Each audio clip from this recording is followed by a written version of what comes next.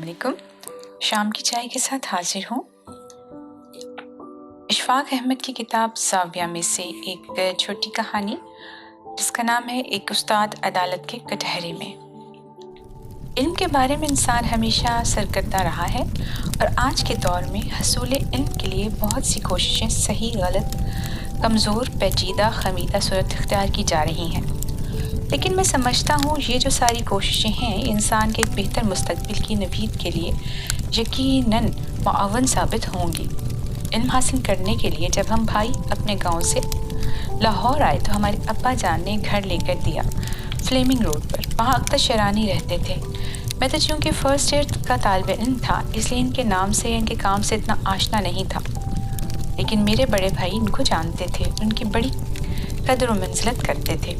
बहरहाल जहाँ हमारे अब्बा जी ने और बहुत सारी मेहरबानियाँ की थी वहाँ ये कि खानसामा भी दिया था जो हमारा खाना पकाता था। इसका नाम अब्दुल था। अब्दुल को ज़िंदगी में दो शौक़ बड़े थे, एक तो अंग्रेज़ी बोलने का, अंग्रेज़ी तालीम हासिल करने का, जैसा आजकल बहुत ज़्यादा अंग्रेज़ी ही को इल्म समझा जाता है और अंग्रेज़ी के हसूल के लिए ही जान लड़ाई जाती है। अब्दुल को भी इसका बहुत शौक़ था। दूसरे, इसको अच्छी कन्वेंस का बड़ा चस्का था। चुनाचे कभी से भाई ख़त पोस्ट करने के लिए जीपीओ भेजते तो वह कहता था, अगर आप अपनी साइकिल दे दें तो मैं बड़ी खुशी से जाऊंगा और बड़ी खुशी से आऊँगा।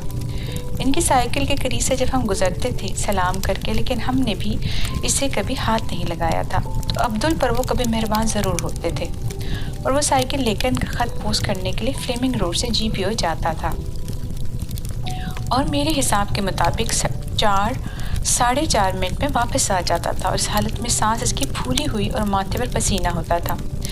मैं इसकी मुस्तैदी से बहुत खुश था कि ये जो अपनी व्हीकल है इसको इतने शौक़ से और इतनी मुस्तैदी से इस्तेमाल करता है। एक मर्तबा ऐसा हुआ कि मैंने देखा बाज़ार में वो वापस आ रहा था जीपीओ से ख़त पोस्ट करके। इस तरह की साइकिल का हैंडल इसने हाथ में पकड़ा हुआ है और उसके साथ बड़ी तेज़ी से भागता हुआ आ रहा था। इसके ऊपर सवार नहीं था, तो मैंने इसे रोक लिया। मैंने कहा, अब्दुल ये क्या? कहने लगा, मैं भाजीदा ख़त पा के आया तो जल्दी वापस आया। मैंने कहा, तो साइकिल लेकर गया था? कहने लगा, हाँ जी। तो मैंने कहा, इस पर सवार क्यों नहीं हुआ? कहने लगा, इज़्ज़त की खातिर लेकर जाता हूँ, साइकिल मुझे चलानी नहीं आती। तो आज भी तकरीबन हमारे मामला अब्दुल जैसा ही है। दूसरे, इसको जब छुट्टी मिलती थी वो अंग्रेज़ी फ़िल्म देखने जाता था। माल रोड पर यहाँ 2 सिनेमा थे जिनमें अंग्रेज़ी फ़िल्म लगती थी। इसको इसकी बड़ी दीवानगी थी, अंग्रेज़ी सीखने का चस्का और अंग्रेज़ी सीखने की लगन। आज ही नहीं, इस वक्त ये बहुत ज़्यादा थी। तो जब वो फ़िल्म देख कर आता था तो मेरे भाई पूछते कैसी थी? कहता, बहुत कमाल की थी, इसमें एक मिस थी, वो तैरती बहुत अच्छा थी, वेरी ब्यूटी। लेकिन वो फिल्में देख देख के अंदाज़ा लगाता मगर इसमें इतनी इस्तेदाद ना थी कि समझ सकता। कोई लफ्ज़ इसे अंग्रेज़ी का समझ नहीं आता था, ना ही वो इसका तलफ़्फ़ुज़ अदा कर सकता था, ना ही इसको बयान कर सकता था। लेकिन एक दिन मेरे भाई ने पूछा कि तू इतना वक्त ज़ाया करता है, इतने पैसे ज़ाया करता और इस तवज्जो और लगन के साथ अपनी ज़िंदगी मुस्तग़रक़ की हुई है कि अगर तू मुझे अंग्रेज़ी के 4 हर्फ बता दे, पूरे 4 अल्फाज, तो मैं तुम्हें पूरा 1 रुपया दूँगा। इसने कहा कि मेट्रो गोल्डन बियर। उन्होंने कहा, ये तो 4 नहीं हुए, 3 हुए हैं। कहने लगा, ओह, चौथा भी इसने अदा कर दिया। तो वो अंग्रेज़ी जो जानता था तो वो इस किस्म की थी। अब भी हम कोशिश कर रहे हैं और अंग्रेज़ी के अंदर कुछ ऐसे ही फंसे हुए हैं। शेर की भोगी मारते हैं, अंग्रेज़ी चलती नहीं। ये तो थी बात जो बरसबील तस्करा आ गई। मेरा आज का जो मौजू था वो बताना नहीं चाहता था। प्रोफेसर साहब यहाँ आज तशरीफ़ फरमा है। जिस ज़माने में रोम में लेक्चरार थे वो रोम यूनिवर्सिटी में और मैं सबसे यंगेस्ट प्रोफेसर था। यूनिवर्सिटियों में छुट्टियाँ थीं, गर्मियों का ज़माना था। दोपहर के वक्त रेडियो स्टेशन पर मुझे उर्दू ब्रॉडकास्टिंग करनी पड़ती थी। लौट के आ रहा था तो ख़वातीन और हज़रात रोम में दोपहर के वक्त सब लोग कैलूला करते थे, 4 बजे तक सोते थे और रोम की सड़कें तकरीबन खाली होती थीं और कारपोरेशन ने ये इंतज़ाम कर रखा था कि वहाँ पर पानी के हौज़ लगाकर सड़कें धोते हैं और शाम तक सड़कें ठंडी भी हो जाती हैं, खुशगवार भी हो जाती हैं और साफ़ भी हो जाती हैं। तो वो सड़कों को धो रहे थे। इक्का दुक्का कोई ट्रैफिक की सवारी आ जाती थी तो मैं अब اپنی گاڑی چلاتا ہوا جا رہا تھا۔ اب دیکھیے انسان کے ساتھ ساتھ ایک دیسی مزاج چلتا ہے۔ آدمی کہیں بھی چلا جائے تو میں گاڑی چلا رہا تھا تو میں نے دیکھا کہ گول دائرہ ہے، اس کے اوپر سے میں چکر کاٹ کے آؤں گا تو پھر میں اپنے گھر کی طرف مڑوں گا، تو یہ بڑی بےہودہ بات ہے، بیچ میں سے چلتے ہیں۔ اس وقت کون دیکھتا ہے، دوپہر کا وقت ہے، تو میں بیچ میں سے گزرا، وہاں ایک سپاہی کھڑا تھا، اس نے مجھے دیکھا اور اس نے پرواہ نہیں کی، جانے دیا کہ یہ جا رہا ہے، یہ نوجوان تو کوئی بات نہیں۔ جب میں نے دیکھا شیشے میں سے گردن گھما کے کچھ مجھے تھوڑا سا یاد پڑتا ہے، میں طنزاً مسکرایا، کچھ اپنی فیٹ کے اوپر، کچھ اپنی کامیابی کے اوپر۔ میں نے خوشی منانے کے لیے ایک مسکراہٹ کا پھول اس کی طرف پھینکا۔ جب اس نے یہ دیکھا کہ اس نے میری یہ ضد کی ہے تو اس نے سیٹی بجا کے روک لیا۔ اب وہاں پر سیٹی بجانا موت کے برابر تھی اور رکنا بھی۔ میں رکا، وہ آ گیا اور آگے کھڑا ہو گیا۔ پہلے سلیوٹ کی۔ ولایت میں رواج ہے کہ جب بھی آپ کا چالان کرتے ہیں، آپ کو پکڑنا ہوتا ہے تو سب سے پہلے آ کر سلیوٹ مارتے ہیں۔ تو اس نے کھڑے ہو کر سلیوٹ مارا۔ اب میں اندر تھر تھر کانپ رہا ہوں۔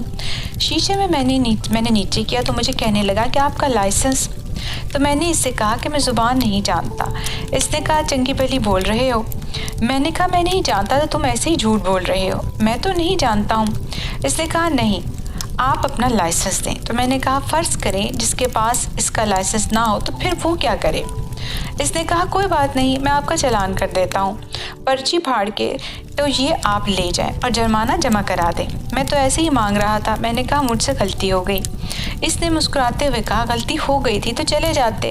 اس نے بغیر مجھ سے پوچھے کاپی نکالی اور چالان کر دیا، اور چالان بھی بڑا سخت، 12 آنے جرمانہ۔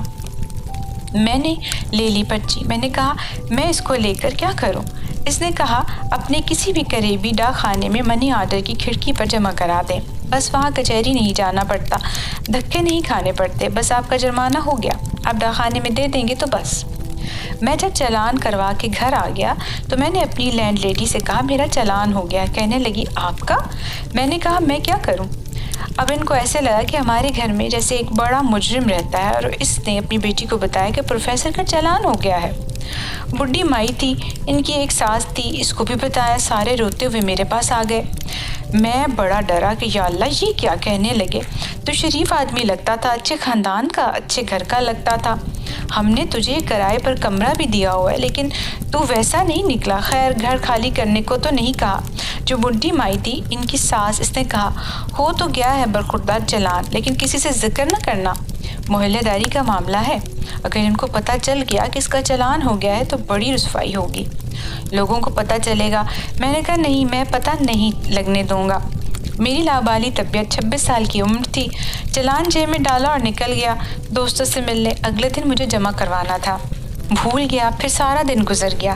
اس سے اگلے دن مجھے سولن جمع کروا دینا چاہیے تھا، تو میں نے کپڑے بدلے تو اس پرانے کوٹ میں رہ گیا۔ شام کے وقت مجھے ایک تار ملا کہ محترمی جناب پروفیسر صاحب، فلاں فلاں مقام پر فلاں چوراہے پر آپ کا چالان کر دیا گیا تھا فلاں سپاہی نے، یہ نمبر ہے آپ کے چالان کا، آپ نے ابھی تک کہیں بھی چالان کے پیسے جمع نہیں کروائے، یہ بڑی حکم عدولی ہے، مہربانی فرما کر اسے جمع کروا دیں، آپ کی بڑی مہربانی ہوگی۔ تقریباً 21 روپے کا تار تھا۔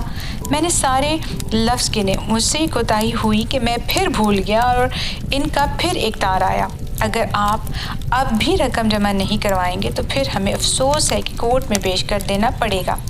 مجھ سے کوتاہی ہوئی، نہیں جا سکا۔ تب مجھے کورٹ سے ایک سمن آ گیا کہ فلاں تاریخ کو عدالت میں پیش ہو جائیں، اور یہ جو آپ نے حکم عدولی کی ہے، قانون توڑا ہے، اس کے بارے میں آپ سے پورا انصاف کیا جائے گا۔ ان کی بولی چونکہ رومن لا وہیں سے چلا ہے تو بڑی تفصیل کے ساتھ۔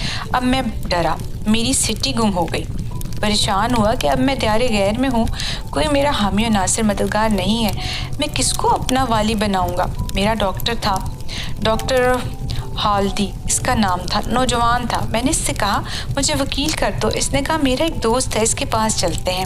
اس کے پاس گئے، اس نے کہا یہ تھوڑا سا پیچیدہ ہو جائے گا اگر میں گیا عدالت میں، بہتر یہی کہ پروفیسر صاحب جائیں اور جا کر خود فیس کریں، عدالت کی خدمت میں یہ عرض کریں کہ میں چونکہ اس قانون کو ٹھیک طرح سے نہیں جانتا تھا، میں یہاں پر ایک غیر ملکی ہوں، تو مجھے معافی دی جائے، میں ایسا آئندہ نہیں کروں گا۔